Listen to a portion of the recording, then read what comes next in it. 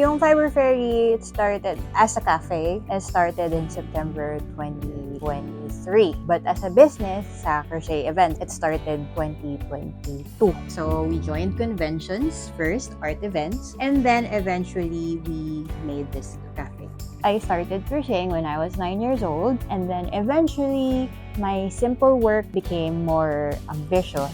So I started with bracelets, and then I moved to like cell phone holders, and then to clothes, and then I discovered yung Amigurumi. I just wanted to make something else rather than the cell phone holders and the clothes that I was making. So usually, it takes how many hours when you make them? Kung hindi naman pagod yung kamay ko, it takes siguro mga 10 to 20 minutes for something really small like a keychain. But if it's like a medium-sized amigurumi, something like this, mga 4 to 6 inches. It depends on the design. Siguro mga pinakamatagal na yung 8 hours.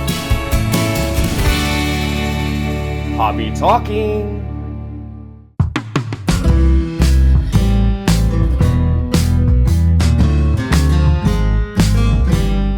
Hello guys!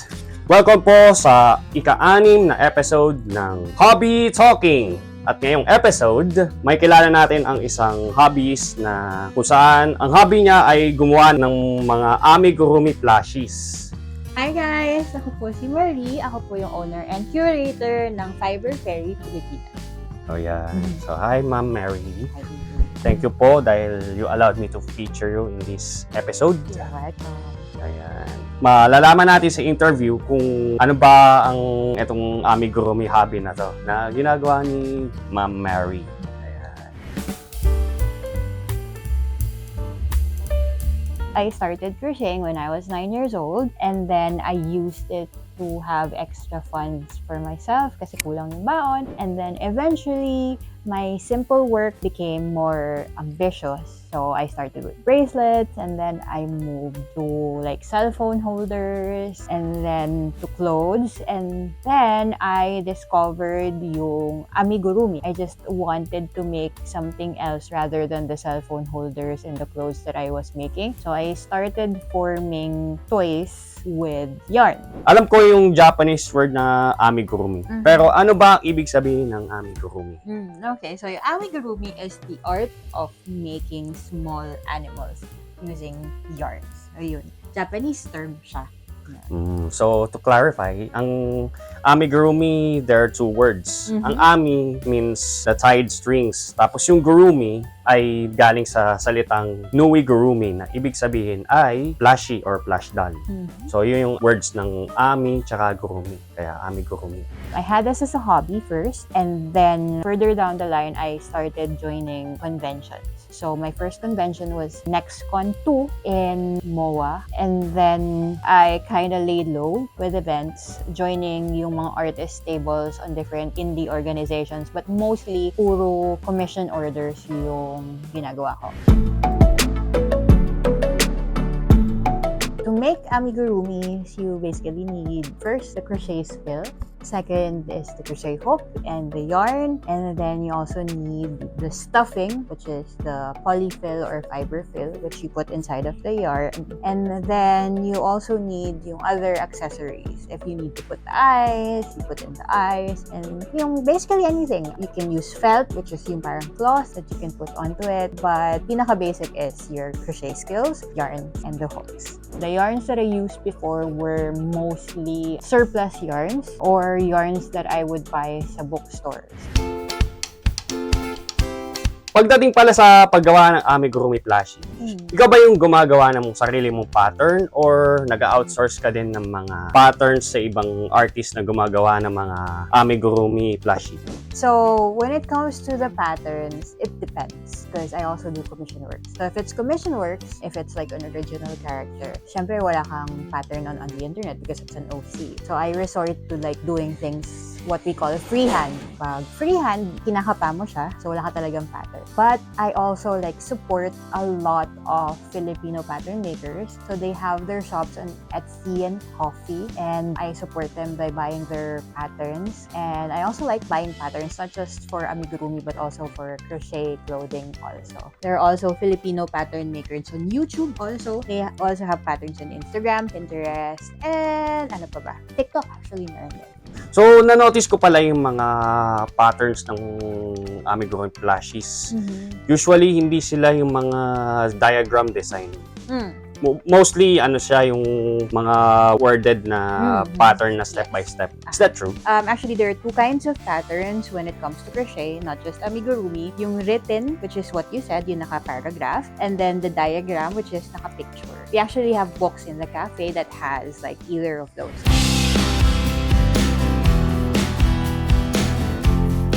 So, usually, it takes how many hours when you make them? For me, because I've been doing this for a long time now and I'm a little bit fast. Kung hindi naman pagod yung kamay ko, it takes siguro mga 10 to 20 minutes for something really small like a keychain. But because I've also developed like certain skills when it comes to making a lot of stuff, I have techniques din. So sometimes isang araw, puro kamay, puro ulo yung gagawin ko. Tapos and then I take another day for assembling the stuff. But if it's like a medium-sized amigurumi, something like this, mga 4 to 6 inches. It depends on the design. If I have a pattern for it, it's usually faster because I just follow the pattern. So, a little over like, siguro mga pinakamatagal na yung 8 hours for one like 6 to 8 inch figure, but that was like with the details na very fine. Siguro the next day I will just spend fine-tuning it, like making the clothes. That is only if I do not have to take it apart, because there are some times na although I'm already skilled at this, it makes it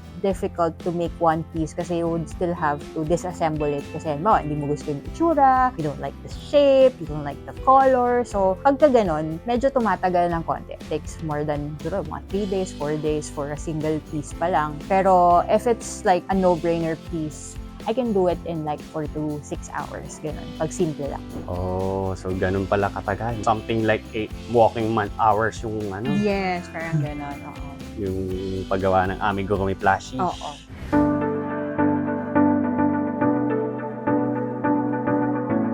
For the challenges, well, right now, the hobby or getting into any kind of hobby, not just amigurumi or not just crochet, is fairly easier than it was 10 years ago. I always say this to new crocheters and actually any kind of hobbyist. Now we have YouTube, we have Facebook, we have Instagram and Pinterest, places where you can find inspiration and guidance and tutoring to any kind of hobby that you can think of. There are even websites that are dedicated to teaching you specific skills that you need to any kind of hobby that you just want to put your time into. 10 years ago, you didn't have Shopee, you didn't have Lazada. You would physically have to go to the stores, if there are, to or even like source out the materials that you need. So for my case, I need yarn. So it's not like I can just walk up to any store and find the yarns that I need. Sometimes the yarns aren't available. Sometimes they're missing. Sometimes I don't like the texture. So it limits the kind of output that you have. But now, if you look at my shop, we have like more than 10 kinds of yarns here. And we're not even the most comprehensive store there is for yarns. We have different kinds of hooks. We have different kinds of eyes and noses and, materials. So right now, it's very easy. Everything is accessible. But 10 years ago, not quite. As you know, during the pandemic, everyone else developed more love towards crafting and everything that's made by hand because we were all in quarantine. So at that time, crochet also helped me not only cope with the loneliness of being quarantined during the pandemic, it also kind of gave me sanity. So during the pandemic, mas na-hone yung skills ko, so to speak, or mas bumilis ako mag-crochet kasi ang dami ko nang natatapos during the pandemic. And then after the pandemic, I kind of went back to the scene of cosplay events again. May message ka ba sa mga fans and followers mo na gustong i-venture out itong amigurumi hobby? For the hobby, it will take you a lot of patience. Of course, it will be hard at first. Siyempre, if you're not used to crocheting, medyo nakaka-frustrate. Pero please do not give up on it. Wonderful works will come out of your finished pieces. So, kung nahihirapan ka sa umpisa lang yun. Sometimes, when you're starting, it can be frustrating, especially crochet, because crochet takes a certain level of skills with your hand. So, the first few steps, like ventures, might be frustrating or depressing kasi crochet isn't something like a pen that you just pick up a pen and then you write. It takes a certain level of patience to learn the craft. So, it will take time, but don't worry, it will be very worth it kasi unlike other crafts, crochet pieces, amigurumi, they last. So, I've had dolls that I've given to clients 10 years ago that still have the same quality as it did as I gave them 10 years ago. If you're getting frustrated with crochet or amigurumi per se, just remember that when you get the skill that you need to, the work that will come out of it will last like generations.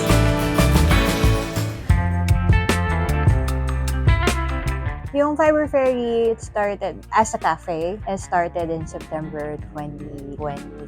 But as a business, sa crochet event, it started 2022. I also had a different brand, which was Bubbly Bop. It started like 2014. But I repackaged it. I became Fiber Fairy in 2021 kasi it had a catchier name. It has more product recall, so we opted to change our name. So we joined conventions first, art events, and then eventually we made this cafe.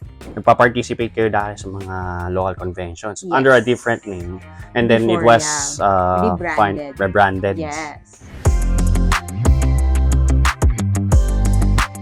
Nagko-collab kayo sa mga ibang artists. Kasi yung napansin ko yung mga stall nyo na may ibang arts and crafts na galing sa ibang artist din. Yes. Kayo ba mismo yung nakikipag-collab dun sa artist na magbenta sila ng mga ganitong crafts? Or sila na mismo yung Yung nag-a-approach? Well, actually, parang in general ako talaga yung nag-a-approach sa artist. Kasi maliit na shop lang naman kami, as you can see. We are a table merch muna before being a cafe. We developed friendships during the time that we were actually tabling on different events like Ozine, Cosplay PH, like sa cosplay conventions. Siyempre, you get to meet artists. So, during the time that I was constructing the cafe, I was telling them about it na, guys, magtatayo na ako ng cafe. And then, I actually invited them to put their stuff here. And with a minimal fee, like really, really small fee, they can put their stuff here. I'm just happy to have other artists' products here in the cafe kasi pag nakikita ng ibang tao yung mga products, they're like very happy. And sometimes, I even invite other artists to have workshops here. So, dito sila nagtuturo din ng mga crafts nila.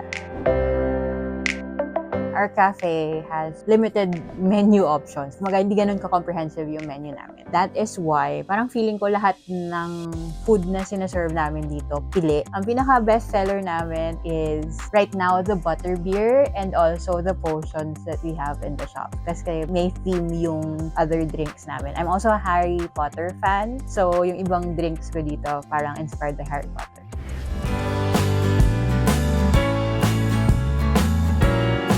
So if you're around Binyan, San Pedro area, Santa Rosa, or anywhere in the south that's near our area, please visit Fiber Fairy Coffee and Craft. You can also catch us on different events like Ozine and Cosplay PH events. You can follow our page, Fiber Fairy Pilipinas, in Instagram and TikTok and Facebook to find out where we are at pop-ups. So, kapag nag-start ka talaga, ma-frustrate ka talaga kasi Yes. simula pa lang eh. Pero who knows na kapag tinuloy-tuloy mo lang, something of a good output that will came. So, in other words, we just need to be patient talaga. Yes. Kapag tatakin natin. Kasi little by little, it's just taking one step at a time para malaman natin yung kinalabasan ng output.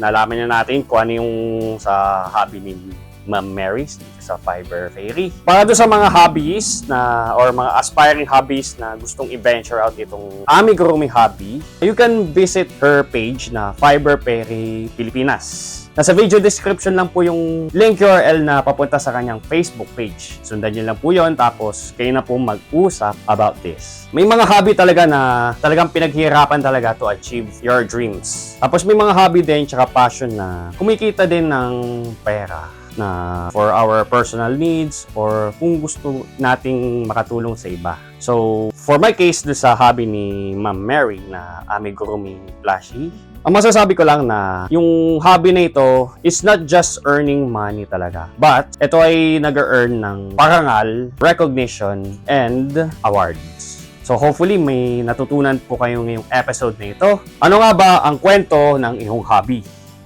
Dahil ito po ang Hobby Talking ng Inori Donz channel. Kita-kits po tayo next time. Yan, kaway sa camera. Don't forget to like and subscribe.